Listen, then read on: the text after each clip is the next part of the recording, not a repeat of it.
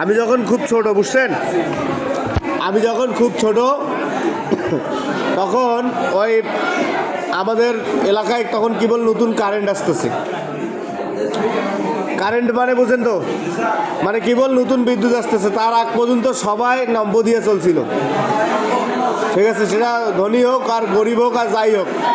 তো ওই পোলের যে কাজ করে লোকগুলা, অন্য লোকের সাথে আমার দেখা হয় প্রত্যেক দিন।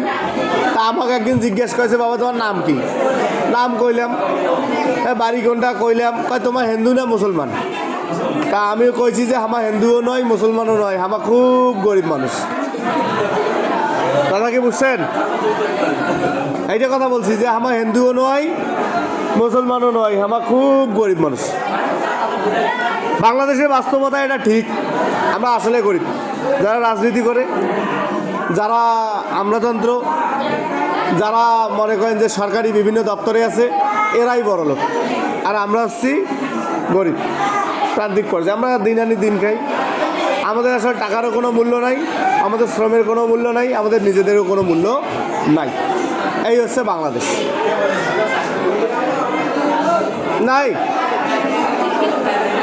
কথা বুঝছেন? পুলিশ আজকেও খাচ্ছে।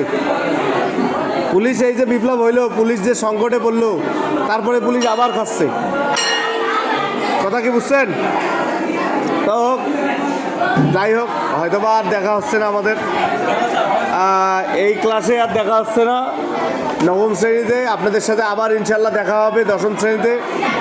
তো সেই পর্যন্ত আপনাদের জন্য দোয়া রইল, ফিয়ামানিল্লাহ। আপনারা সবাই আমার জন্য দোয়া করবেন, আমি যেন আবার আপনাদের সামনে হাজির হইতে পারি, এই সুস্বাস্থ্য এবং সুস্থতার সাথে আপনাদের সাথে যেন আবার দেখা করতে পারি। সবাই আমার জন্য দোয়া করবেন, ঠিক আছে? আসসালামু আলাইকুম। এখানকার